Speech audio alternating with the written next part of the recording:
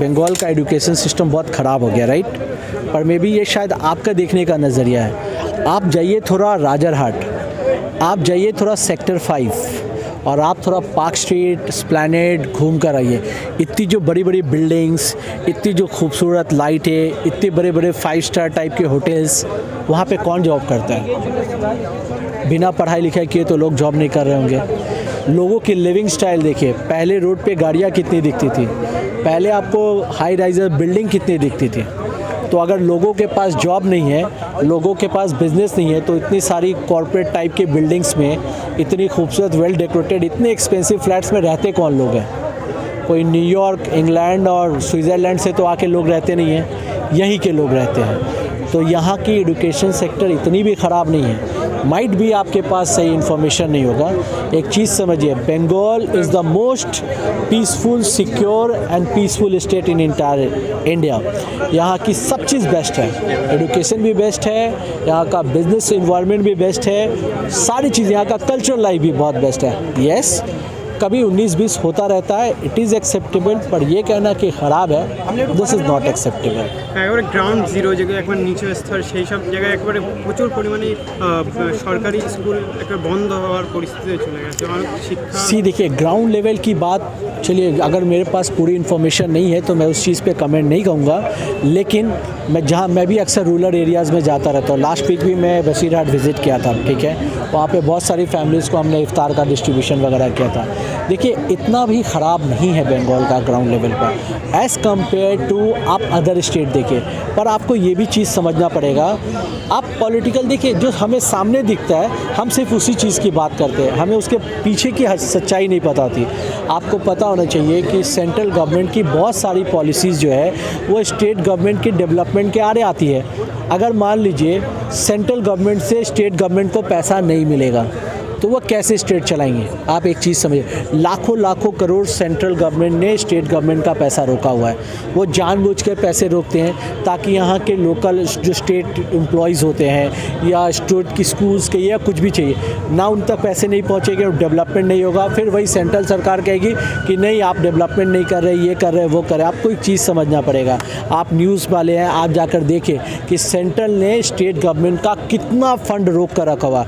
Last week भी हमारे state के जो एमपी है अभिषेक बनर्जी, सारे एमपी के डेलीगेट सेंट्रल के डिपार्टमेंट से मुलाकात की थी कि उनके जो फंड्स रुका हुआ है 10-12 महीने से, वो रिलीज़ करने के लिए, वो रिलीज़ नहीं करे तो पैसा नहीं आएगा, तो आगे डिस्ट्रीब्यूट कैसा होगा?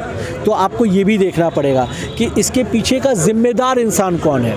जिम्मेदार स्टेट गवर्नमेंट नहीं है, जिम्मेदार है सेंट्रल गवर्नमेंट की साइड से, क्योंकि वो तो फंड्स ही नहीं दे रहे स्टेट गवर्नमेंट को, तो उनके काम में भी स्लो हो रहा है। आपको ये चीज़ समझा। और अगर आप बात ये कह रहे हैं कि ग्राउंड लेवल पे या माइनॉरिटी के लिए स्टेट गवर्नमेंट ने क्या किया, तो आपको एक चीज़ समझना पड़ेगा, आप थोड़ा हिस्ट्री में जाइए। 2012 से पहले और 2012 के बाद क्या क्या डिफरेंस आया टीएमसी की गवर्नमेंट आने के बाद। 2012 से पहले भी बहुत सारी रैलियाँ होती थी, गली गली में नुक्कड़ सभा हुआ करती थी, प्रोटेस्ट रैलियाँ कर रहे होते। उससे होता क्या था? ट्रैफिक जैम, लोग, बहुत सारे लोग इधर उधर की बातें करते थे।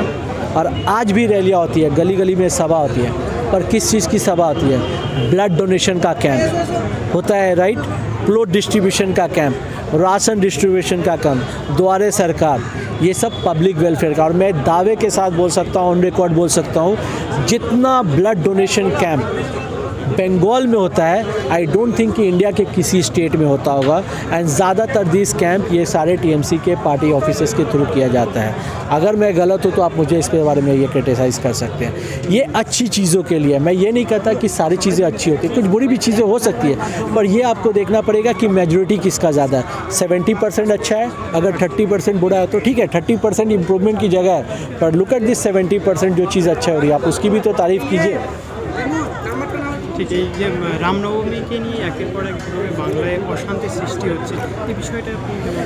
देखिए, रामनवमी का जो इंसिडेंट हुआ, देखिए अभी सारी जगह न्यूज़ में यही दिखाया जा रहा है, पर मैं एक बात आपको ये भी कहना चाहूँगा 1-2% लोगों ने जो गलत किया, हम उसी के बारे में क्यों बात कर रहे हैं। हम ये भी तो देखें कि बंगाल का इतिहास कितना पीसफुल रहा है, यहाँ सारे फेस्टिवल कितने अच्छे से मनाए जाते हैं। ईद अगर आपको देखना है यहाँ का इन्वायरमेंट तो रेड रोड में आइए, ईद की नमाज़ देखिए, लाखों लोग एक साथ ईद की नमाज़ पढ़ते हैं। आप आइए क्रिसमस के टाइम पार्क स्ट्रीट में पूरा दिसंबर महीना क्रिसमस का फेस्टिवल मनाया जाता है। आप आइए सितंबर अक्टूबर में यहाँ का दुर्गा पूजा देखिए, आइए आप यहाँ की देखिए काली पूजा।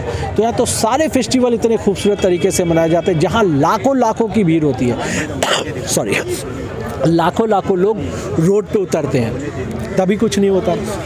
एक छोटी सी इंसिडेंट हो गई और सारा माहौल ख़राब हो गया। नहीं, आप एक को अगर ग्राउंड लेवल की रिपोर्ट जाननी है कि हकीकत में क्या हुआ, किसने क्या किया, तो आप उस जगह पे जाइए और आप एक सवाल उनसे पूछिए कि जिन लोगों ने भी ये चीज़ बिगाड़ने की कोशिश करी उसमें से कितने लोगों को आप शक्ल से पहचानते हैं। मेरे हिसाब से एक भी लोग नहीं बोलेंगे कि हाँ इसका नाम ये था और इसने ऐसा किया, क्योंकि कोई भी वहाँ के लोकल लोगों ने नहीं किया था, सारे लोग बाहर से आए थे। तो जो डिस्टर्बेंस कर रहे हैं वो आपस के लोग नहीं कर रहे हैं, ये बाहर के लोग आके यहाँ के माहौल को ख़राब करने की कोशिश कर रहे हैं और सरकार को बदनाम करने की कोशिश कर रहे हैं। একেবারে দেখা যাচ্ছে মসজিদের সামনে গিয়ে একেবারে দেখা যাচ্ছে যে জয় শ্রীরামের স্লোগানটা गलत है, एकदम गलत है।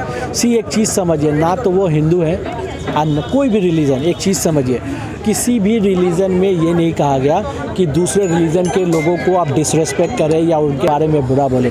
अगर कोई मुसलमान किसी मंदिर के सामने जाके मिसबिहेव करता है तो वो मुसलमान नहीं, और अगर कोई हिंदू जाके इस तरह की हरकत करते तो वो भी अपने कम्युनिटी का नाम बदनाम कर रहे हैं। देखिए एक चीज़ समझ, किसी को तकलीफ़ देना किसी भी रिलीजन में नहीं लिखा हुआ। मैं बार एक ही बात कहता हूँ कि अगर आपको क्रेडिट लेना है, आपको अपना नाम करना है, तो किसी के चेहरे पे स्माइल लाकर आप अपना नाम कीजिए, किसी के आंख में आंसू लाकर आप अपना नाम मत लीजिए।